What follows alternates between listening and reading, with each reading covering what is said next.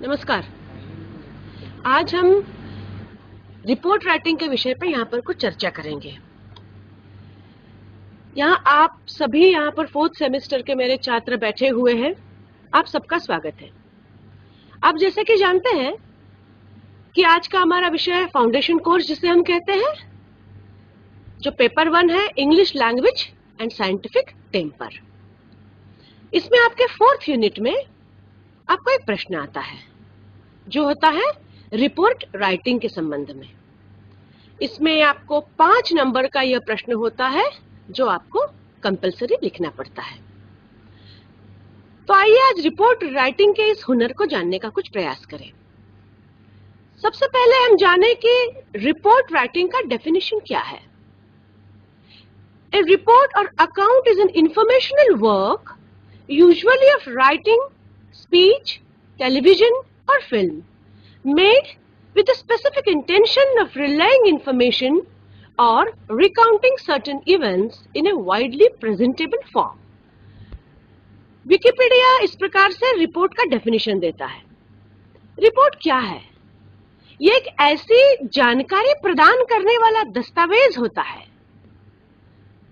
Writing के रूप में हो, टेलीविजन के रूप में हो, किसी फिल्म के रूप में हो, लेकिन उसका उद्देश्य एक होता है, वो होता है किसी न किसी प्रकार की जानकारी को प्रदत्त करना, इंफॉर्मेशन और रिकाउंटिंग सर्टेन इवेंट्स, कुछ भी घटना जो हो गई है उसके बारे में एक विस्तृत दस्तावेज प्रस्तुत करना, इसे हम रिपोर्ट राइटिंग कहते हैं।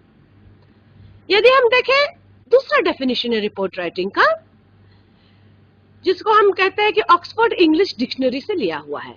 ऑक्सफोर्ड इंग्लिश डिक्शनरी के अनुसार report writing is a statement of the results of an investigation or of any matter on which definite information is required. यानी फिर वही बात आती है कि डेफिनेट इंफॉर्मेशन जो चाहिए रिपोर्ट राइटिंग के लिए जरूरी है, जो रिपोर्ट लिखने वाला होता है, वैसे ही एक दूसरा पक्ष भी होता है जिसे हम कहते हैं किसे हम वो इंफॉर्मेशन दे रहे हैं। और ऑक्सफोर्ड इंग्लिश डिक्शनरी कहती है विद अ डेफिनेट इंफॉर्मेशन, जो चाहे उतनी ही इंफॉर्मेशन उसको देना, विस्तृत रूप से प्रस्तुत करना, इसे हम रिपोर्ट राइटिंग कहते हैं। साथियों, अब हम जानेंगे इसका अर्थ क्या है। यदि ये डेफिनेशन है, हमने विकिपीडिया का डेफिनेशन देखा, हमने ऑक्सफोर्ड इंग्लिश डिक्शनरी का डेफिनेशन देखा, तो अब ये जानना जरूरी है कि इसका अर्थ क्या होता है। तो हम कहते हैं कि report is a form of communication in which some information is conveyed usually in writing to someone who wants it. जो मैंने पहले कहा, किसी को चाहिए, किसी ने मांग की है, उसको वो प्रस्तुत घटना की विस्तृत जानकारी कहीं प्रस्तुत करने की होती है, तब जो दस्तावेज लिखने को कहा जाता है उसे हम रिपोर्ट राइटिंग कहते हैं। A report can be in the form of a paragraph, essay or letter. अक्सर आपने इसके पहले पूर्व क्लासेस में भी देखा होगा। एक 8वीं से, जब से आपको याद है हम इंग्लिश का विषय का अध्ययन कर रहे हैं, लेटर राइटिंग या एसे राइटिंग, दो ऐसे शब्द हैं जो हमको अक्सर मालूम होते हैं। लेटर राइटिंग, हाँ, आसान लगता है। एसे राइटिंग कुछ एक विशिष्ट विषय होता है, उस पर एक विचार होते हैं। लेकिन तो यह भी कहीं न कहीं एक प्रकार के रिपोर्ट ही होते हैं, क्योंकि उसके फॉर्मेट अलग अलग है, क्योंकि उसकी संरचना अलग अलग है। इसलिए एसे, लेटर, एक पैराग्राफ और रिपोर्ट, इसमें अंतर है। एसे, लेटर, पैराग्राफ राइटिंग, ये आपने इसके पूर्व के कई कक्षाओं के माध्यम से आपने जानकारी ली है, आपको मालूम है। इसलिए अब हम एग्जैक्टली रिपोर्ट के बारे में जानने का कुछ प्रयास करते हैं। अब रिपोर्ट जो होता है, it can also be in the form of notes और सबटाइटल्स। कुछ नोट्स लिखना संक्षिप्त में और तत्काल रूप से किसी ने मांगी है, जैसे हम किसी सेमिनार में जाते हैं तो एक रिपोर्टियर वहां पर बिठा दिया जाता है। मंच पर एक रिपोर्टियर होता है, जो जो वक्ताओं ने जो कहा है तत्काल उसकी वो नोट्स बनाता है कि किस वक्ता ने क्या कहा, और वो सत्र के खत्म होने के बाद वो रिपोर्टियर अपनी रिपोर्ट को प्रस्तुत करता है। अर्थात ये एक नोट्स में लिया गया रिपोर्ट है, जिसको आप सब टाइटल्स या छोटे छोटे अंदर टाइटल्स देकर भी इस रिपोर्ट को आप कर सकते हैं। अब ये रिपोर्टिंग के लिए आवश्यक कौशल क्या है? कैसे हम ऐसे लिखें कि हमारा रिपोर्ट राइटिंग प्रभावशाली हो? इस कौशल की आवश्यकता क्यों है साथियों? इसलिए क्योंकि हम सब अब 4th सेमेस्टर में पढ़ रहे हैं। कहीं ना कहीं हमें अपनी करियर की चिंता सताती है।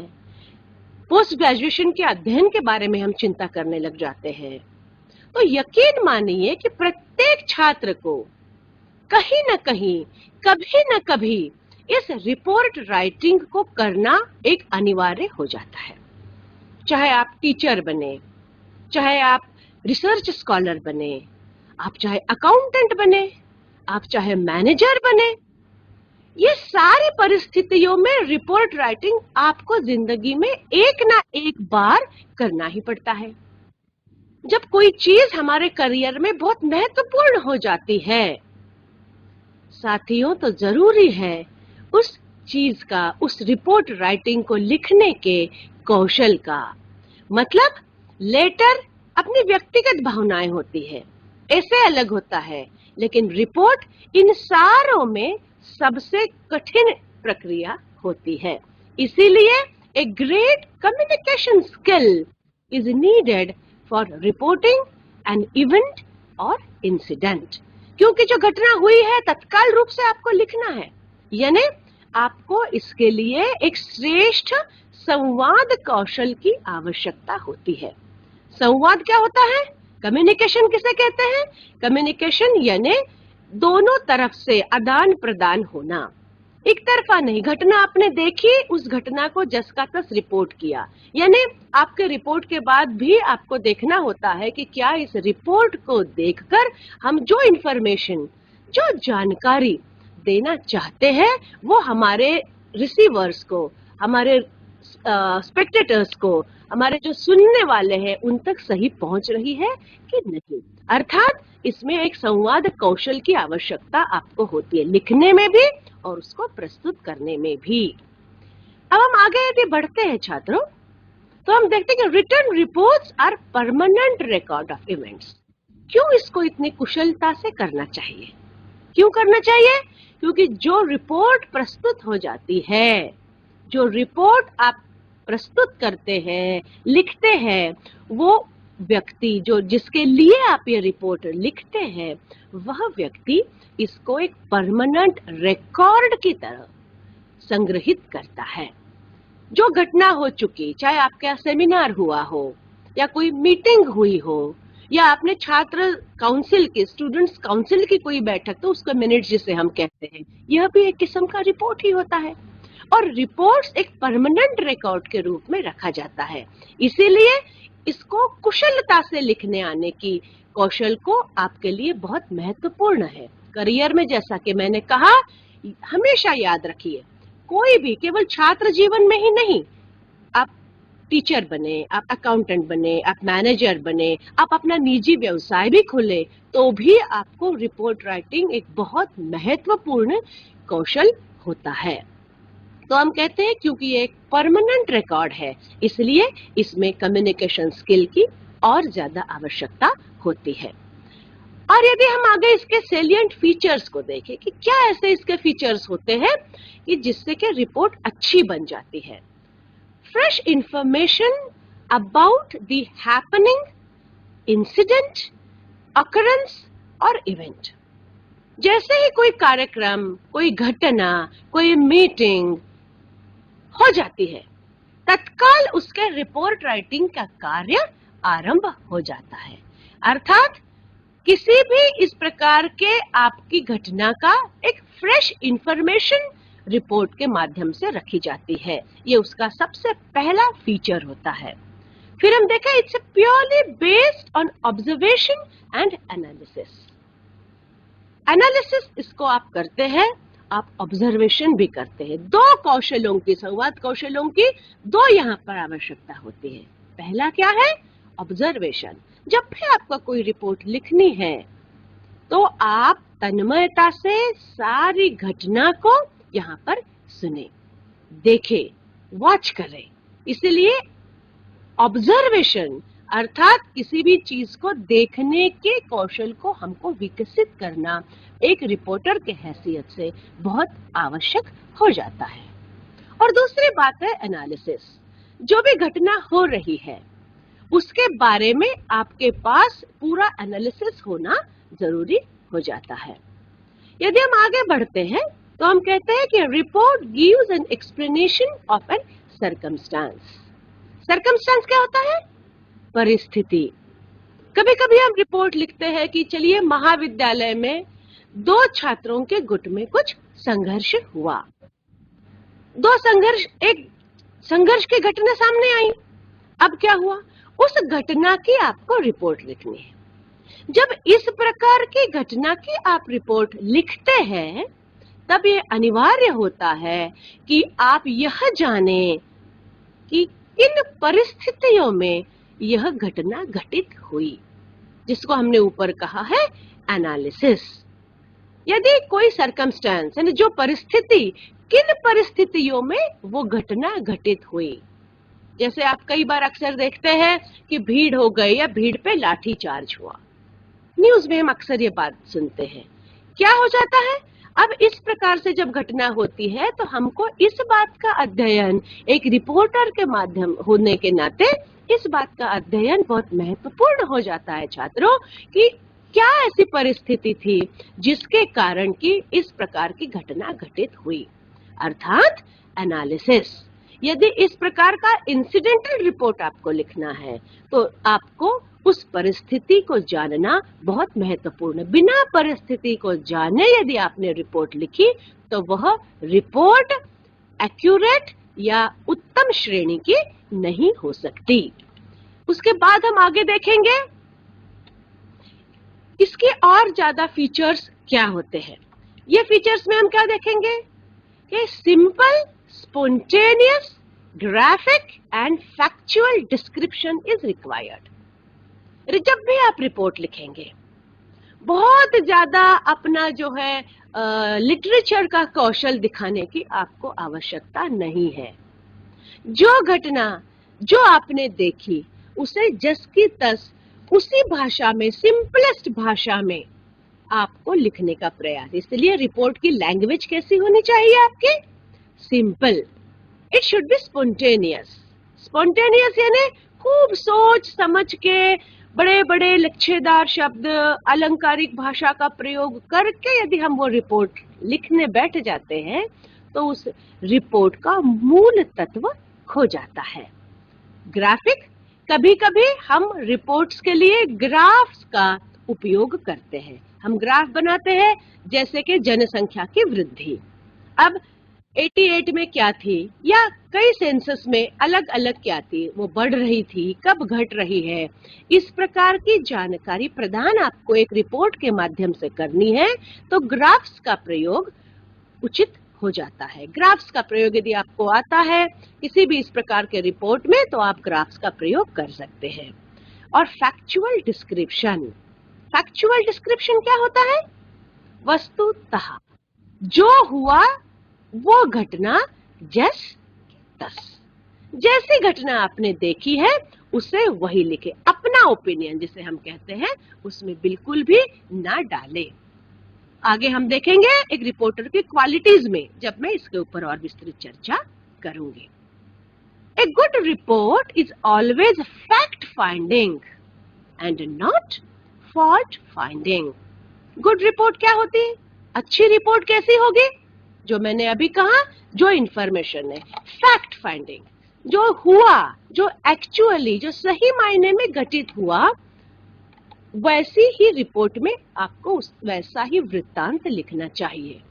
एंड नॉट फॉल्ट फाइंडिंग, ये ऐसा होता तो अच्छा होता, ऐसी अपने मन की बात कि इसमें ये ठीक नहीं हुआ, कार्यक्रम तो बहुत अच्छा था किंतु, तो ये लेकिन, किंतु, परंतु लगाकर फॉल्ट फाइंडिंग का काम कभी भी रिपोर्ट में नहीं होना चाहिए। अर्थात फैक्ट जैसी तस है इंफॉर्मेशन वैसे ही आप लिखिए। उसमें जो कमियां भी रह गई है आपके ध्यान में भी आती है, कई बार ऐसा होता है कि हमको उसके ध्यान में कई कमियां आती है, लेकिन एक अच्छे रिपोर्टर का यह दायित्व हो जाता है कि वो इन कमियों के ऊपर अपने रिपोर्ट में कोई टिप्पणी ना दे।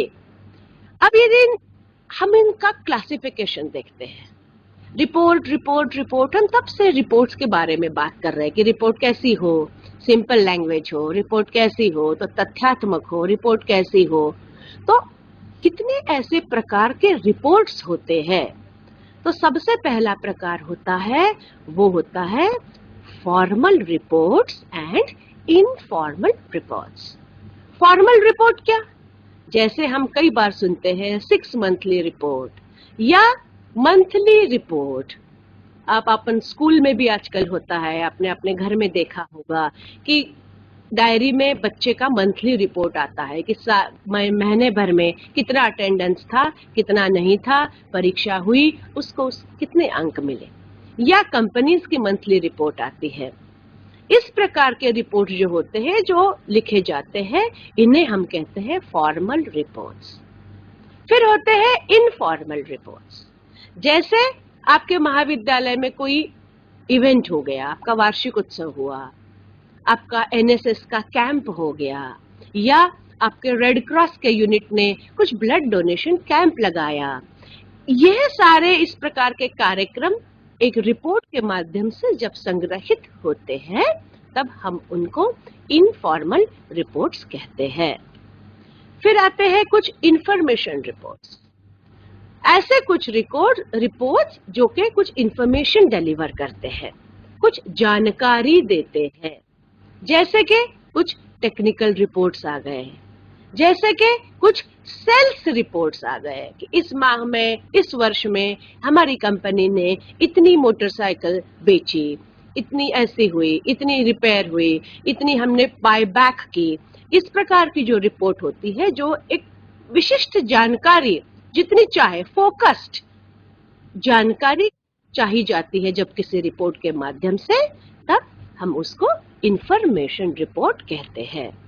इसके बाद कुछ होते हैं analytical reports. You analyse, analytical reports किसे कहते हैं, जिसे हम कहेंगे विश्लेषणात्मक रिपोर्ट।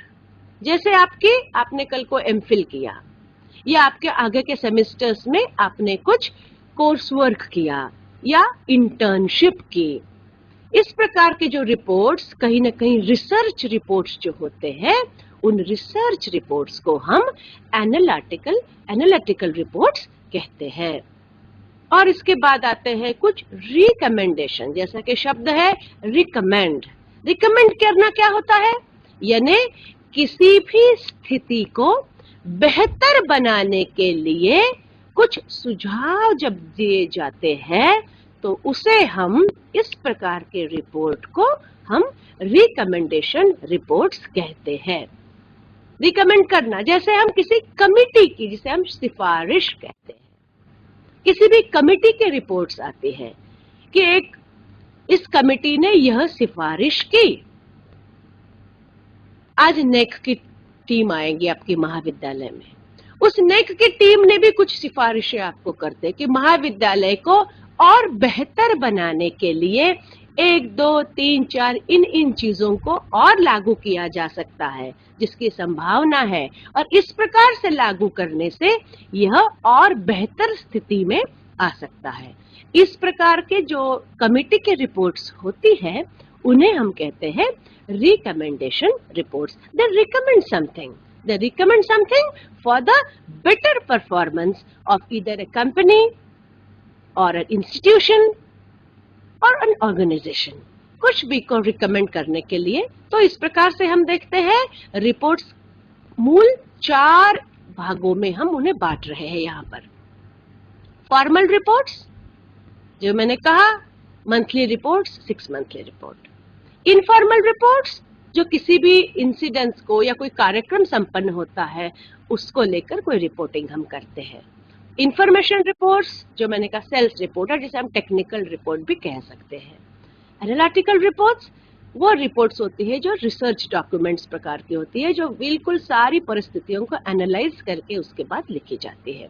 और चौथा होता है रिकमेंडेशन रिपोर्ट्स, जो सिफारिश जिस रिपोर्ट में की जाती है।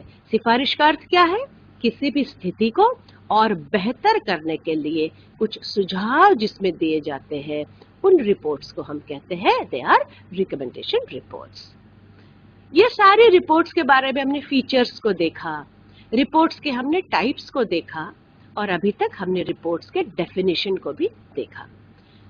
अब इन सारी तैयारियों के बाद यह जानना जरूरी है कि आप एक बेहतर रिपोर्ट किस प्रकार से लिख सकते हैं। तो सबसे पहले आपको बेहतर रिपोर्ट लिखने के लिए क्या चीज की आवश्यकता होती है? That is a good report has a clarity of thought. Report जब आप लिखने बैठते हैं तब आपको मालूम होना चाहिए कि हमारी क्या क्या आवश्यकताएं हैं। यानी रिपोर्ट लिखना आरंभ करने के पहले आपके मस्तिष्क पर क्लियर होना चाहिए, बहुत स्पष्ट होना चाहिए कि आप किस चीज की रिपोर्ट लिख रहे हैं। ए good report is one which is drafted in a simple, clear and lucid language.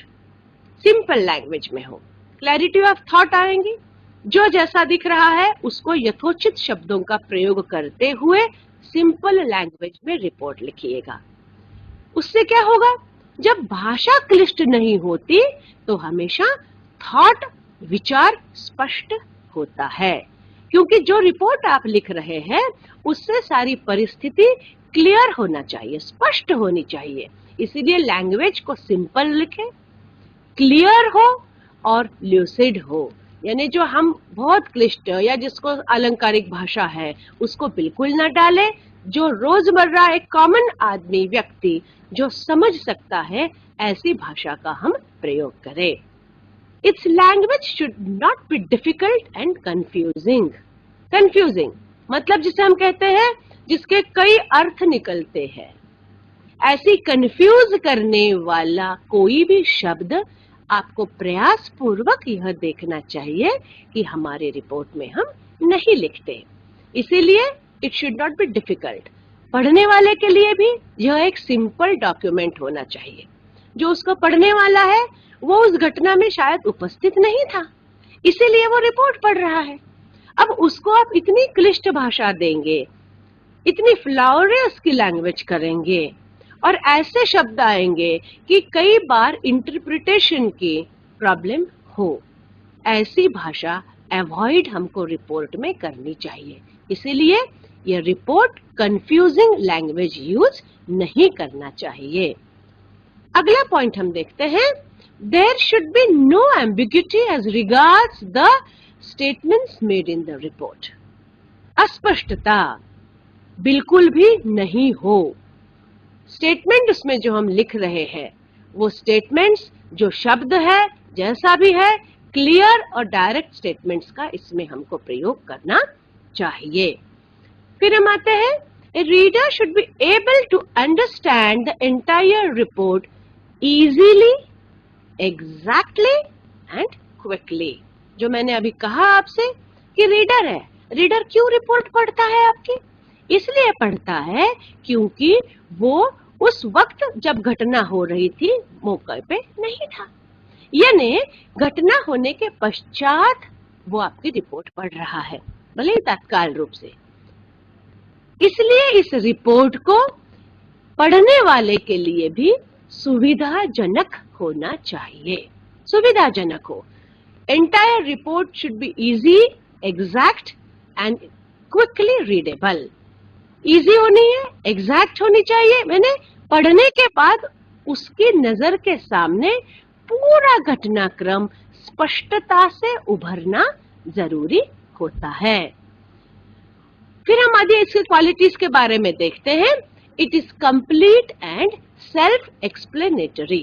Complete report हो, अधूरी नहीं हो। यानी जो मैंने कहा कि कभी कभी उसके पीछे परिस्थिति जो उत्पन्न करती है घटना को, वह भी लिखना जरूरी है।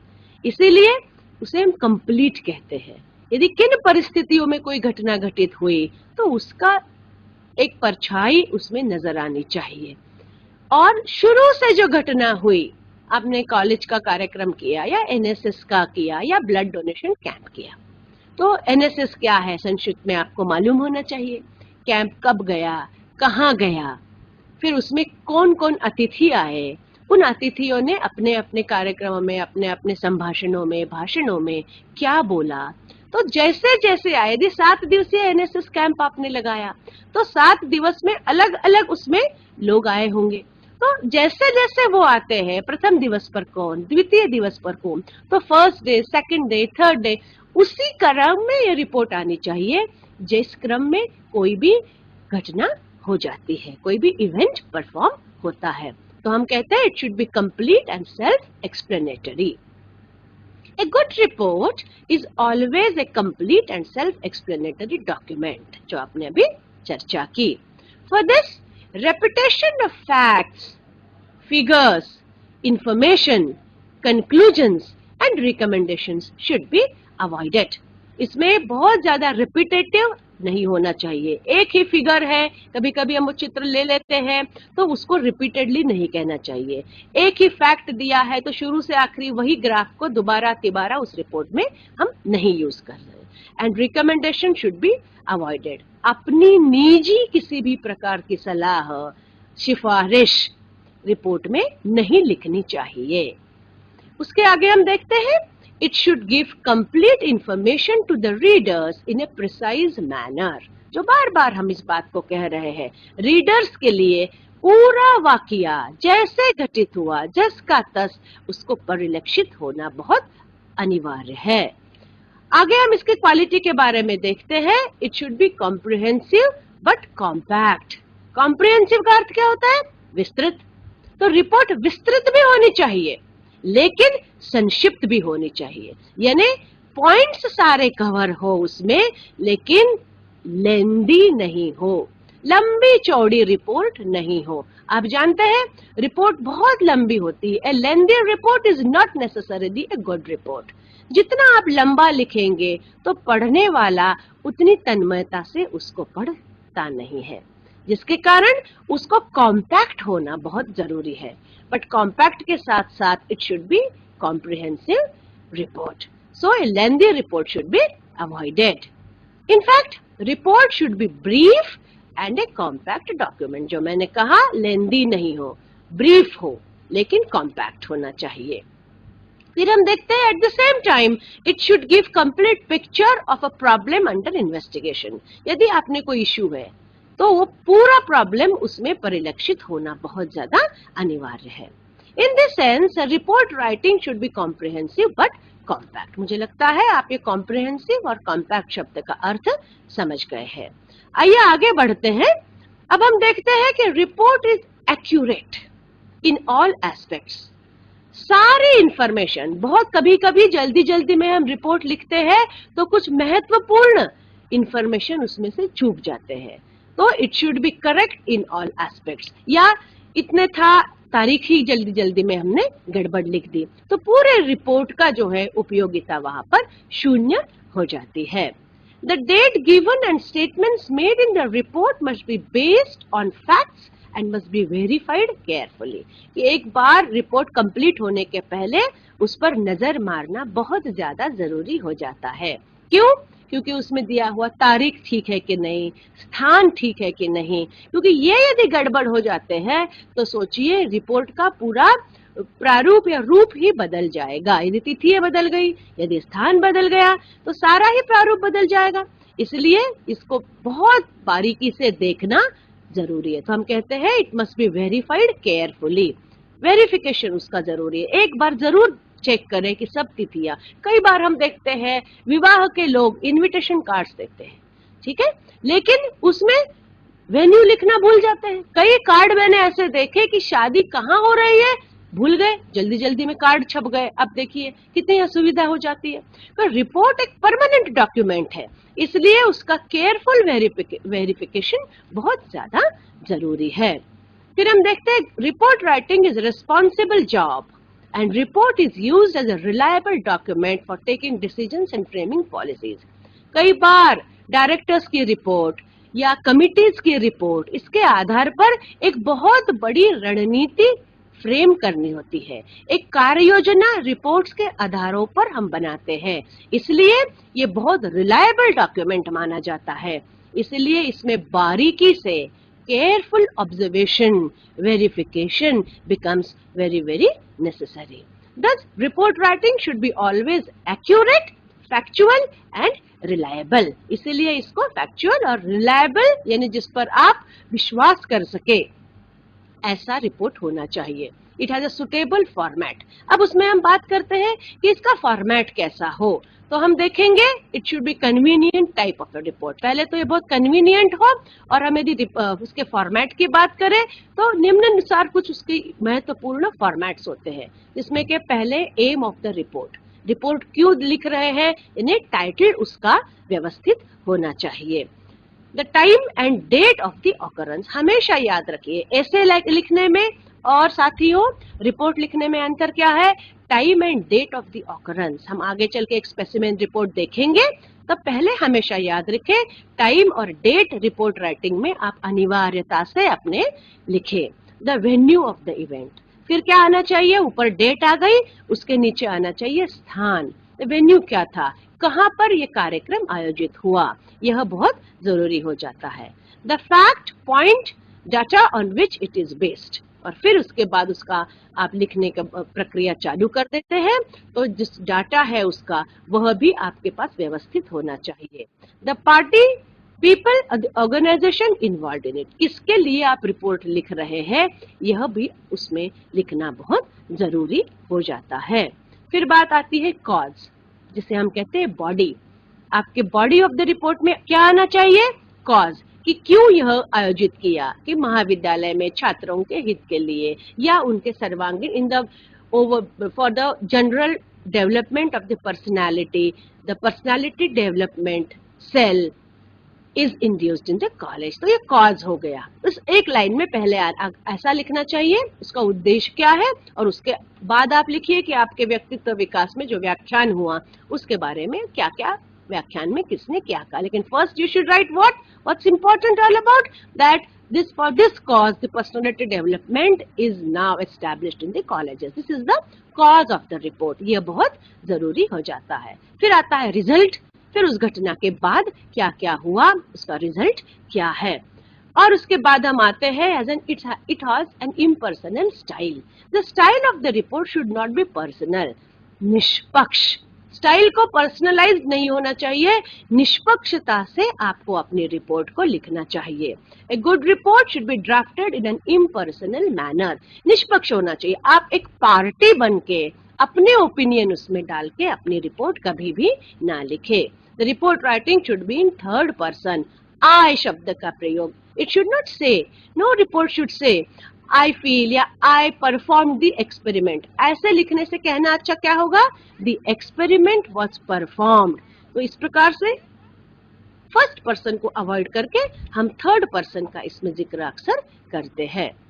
This is necessary as a report is prepared for the benefits of a person who needs it and not for the benefit of the person who prepares it. जो मैंने बार बार कहा, रिपोर्ट आप किसी को प्रस्तुत करने के लिए बनाते हैं, इसीलिए जो प्रस्तुत आप जिसके लिए रिपोर्ट बनाते हैं उसे वो क्लैरिटी ऑफ थॉट के साथ समझ में आना, अंडरस्टैंड करना, to get a real picture of what has actually happened. It is very necessary. तो हमेशा याद रखिए किसके लिए आप रिपोर्ट बनाते हैं, यह बहुत ध्यान में रखना बहुत जरूरी हो जाता है. फिर हम देखते हैं as a proper date and signature. कोई भी रिपोर्ट, हमने लेटर राइटिंग किया है, हमने एसे राइटिंग किया है, हर और रिपोर्ट राइटिंग अंतर क्या हुआ कि report writing because it should always begin with a date and then it should have a signature of the writer. It should have the signature who has compiled the following information.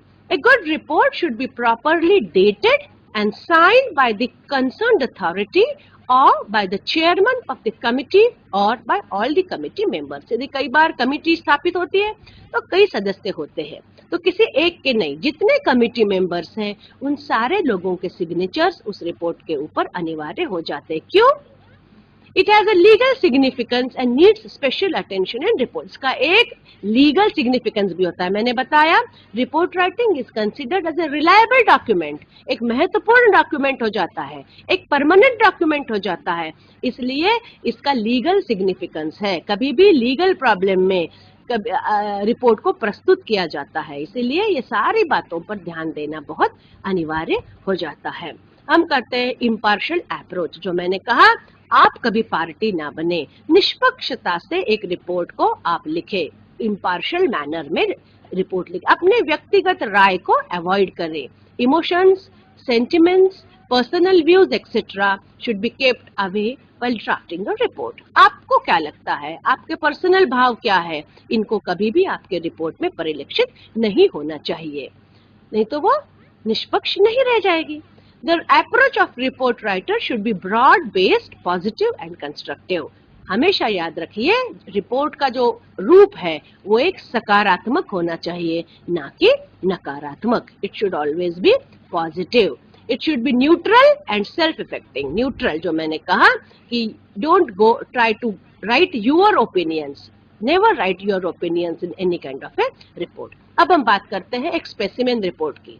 आपको ये प्रश्न आता है, example मैंने यहाँ पर लिया है, your college has recently celebrated cleanliness week, organising a number of competitions and awarded the functions in the gala function।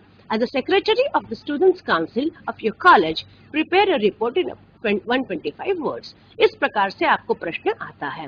तो हम कैसे, एक स्पेसिमेन मैंने आपको बताया है यहाँ पर, उसको थोड़ा सा नजर डालें। आपका उद्देश्य क्या था, क्लीनलीनेस वीक, तो हमने टाइटल क्या दिया रिपोर्ट को, क्लीनलीनेस वीक। फिर हमने सबसे पहले लिखी डेट 15 जनवरी 2015 2015। फिर नीचे क्या लिखा, venue government girls college Narsinghpur, ये आपका वेन्यू हो गया, यहाँ पर ये घटना हुई। फिर हमने शुरू किया कि Cleanliness Week was launched in a unique manner in Government Girls College in Narsinghpur between 7th to 13th January। The college organized a number of competitions। ये देखिए, ये हमने बताया एक कॉज, ये क्यों रिपोर्ट हम लिख रहे हैं इसका एक संक्षिप्त में कॉज हमने यहाँ पर लिखा। फिर हमने क्या किया, पोस्टर कंपटीशन। फिर हम शुरू होते हैं रिपोर्ट की विस्तृत जानकारी से, जो हमने कहा बॉडी होती है। Poster competition aroused the interest of all। The participants made colorful posters of health and hygiene। Inter-class room cleanliness competition was the main attraction of the event। Jhansi Rani House was judged the best house। The students organized a cleanliness quiz contest and an essay competition on cleanliness is godliness was also organized। The district collector was the chief guest of the prize distribution ceremony। देखिए, जैसी जैसी घटनाएं हुई हमने लिखी। पहले poster competition हुआ, उसके बाद क्या हुआ, इंटर क्लास क्लीनलीनेस कंपटीशन हो गया, ये क्लास को सजाने की प्रतियोगिता। फिर हमने क्या लिया, झांसी रानी हाउस को इसमें बेस्ट हाउस का मिला। द स्टूडेंट्स ने फिर क्लीनलीनेस क्विज रखा गया, और इस प्रकार से जो जो घटनाएं हुई हमने उन घटनाओं की यहाँ पर जानकारी दी। फिर क्या किया हमने, लास्ट पार्ट में क्या किया, समापन कैसे हुआ। He gave the prizes, collector थे, कलेक्टर महोदय वो मुख्य अतिथि है। He gave the prizes to the winners and appreciated the efforts of all the students and threw a light on the flagship cleanliness program of the government of India। फिर collector साहब ने अपने संबोधन में क्या कहा, तो संक्षिप्त में उन्होंने भारत के स्वच्छ भारत अभियान के ऊपर प्रकाश डाला। ये हमने संक्षिप्त में उनका उद्बोधन भी लिया है। और उसके बाद हमने लिखा है, Radha Kapoor was judged as Miss Clean of the college. College की मिस क्लीन, सबसे अच्छा जिसने काम किया उसे टाइटल दिया गया मिस क्लीन, और Jhansi Rani house was the cleanest house. ये इस प्रकार से हमने संक्षिप्त में कह दिया। और हम क्या किया, कंपाइल्ड बाय, आखिरी में लिखा है किस छात्रा ने ये रिपोर्ट लिखी, Kumari Ranu Mehra, BA semester 4th, जो कुछ भी है ये। अब इसमें जो कठिन शब्द आए हैं आपको आए होंगे, लॉन्च क्या होता है, स्टार्टेड, कोई भी कार्यक्रम को प्रारंभ किया। The cleanliness week was launched, तो हम कहेंगे क्लीनलीनेस वीक आरंभ हुई। यूनिक, एक्स्ट्राऑर्डिनरी, एक अनोखे तरीके से महाविद्यालय में क्लीनलीनेस वीक को मनाया गया, तो हम कहते हैं यूनिक यानी एक्स्ट्राऑर्डिनरी। फिर हम बात करेंगे यदि इस प्रकार से, हाइजीन क्या होता है, स्वच्छता। हाइजीन के ऊपर हमने लिखा है कि बच्चों ने पोस्टर्स बनाए, तो क्या पोस्टर्स का टॉपिक इसमें क्लियर हुआ कि स्वच्छता को लेकर हमने पोस्टर्स बनाए। इस प्रकार से साथियों, यह एक रिपोर्ट राइटिंग का स्पेसिमेन है। हमेशा याद रखिए, रिपोर्ट राइटिंग केवल 4th सेमेस्टर्स के छात्रों के, मेरे छात्रों के लिए नहीं है। रिपोर्ट राइटिंग जिंदगी के हर व्यक्ति में आपको कभी न कभी लिखने को आता ही है, इसलिए इसकी उपयोगिता 1st सेमेस्टर से लेके 6th सेमेस्टर से लेके PG छात्र है, मुझे तो लगता है कि टीचर्स भी हैं, हमको कहीं ना कहीं रिपोर्ट लिखना ही पड़ता है। और याद रखिए, आज के युग में रिपोर्ट राइटिंग एक बहुत ही ज्यादा इन वाला जरूरी ऐसा एक विषय है। मुझे लगता है कि इसमें समय को ध्यान में रखते हुए, समय का थोड़ा अभाव है, आपके सामने रिपोर्ट राइटिंग का मुद्दा बहुत स्पष्ट हो गया होगा। मैं चाहूंगी छात्रों को कि कुछ रिपोर्ट राइटिंग के बारे में और पूछना है तो वो मुझे वो पूछ सकते हैं।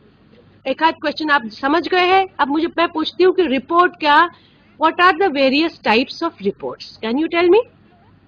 Can anyone? What are the various types of reports? What are the various types of report? Yes, anybody?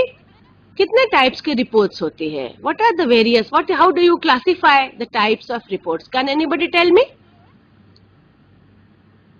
हमने देखे हैं? Yes, if anybody can help me,